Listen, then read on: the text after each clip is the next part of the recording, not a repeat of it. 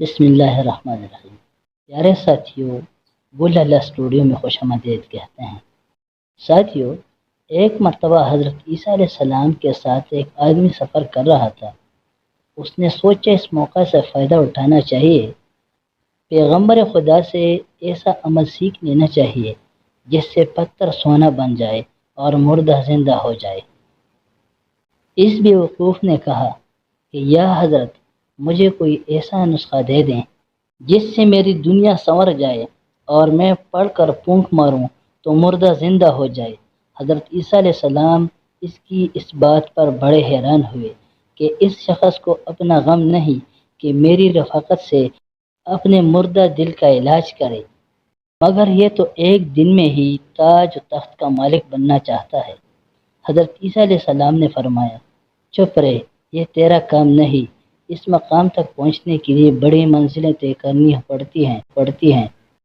یہ قوت تو اس وقت حاصل ہوتی ہے جب ایک عمر روح کی آلودگیوں کو پاک کرتے گزر جاتی ہے۔ اگر تو نے ہاتھ میں عصا پکڑ بھی لیا تو اس سے کام لینے کے لیے تو موسیٰ علیہ السلام کا ہاتھ چاہیے۔ ہر شخص عصا پھینک کر اسے اژدہا نہیں بنا سکتا اور نہ پھر اژدہے کو عصا بنا سکتا ہے۔ اس شخص نے کہا، اگر آپ مجھے یہ اسرار و رموز نہیں بتانا چاہتے تو نہ صحیح، پھر میرے سامنے مردہ زندہ کر کے دکھا دیجیے۔ راستے میں ایک گہرے گڑھے میں کچھ ہڈیاں دیکھی تو عرض کرنے لگا، یا حضرت ان پر دم کر کے پھونکیے۔ اس شخص کے اصرار پر حضرت عیسیٰ علیہ السلام مجبور ہو گئے۔ انہوں نے ہڈیوں پر خدا کا نام پڑھ کر پھونک ماری۔ یہ ہڈیاں دیکھتے ہی دیکھتے ایک خوفناک سیاہ شیر کی صورت اختیار کر گئیں۔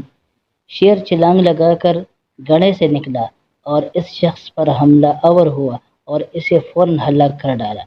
حضرت عیسیٰ علیہ السلام نے شیر سے دریافت کیا کہ اس نے ایسا کیوں کیا۔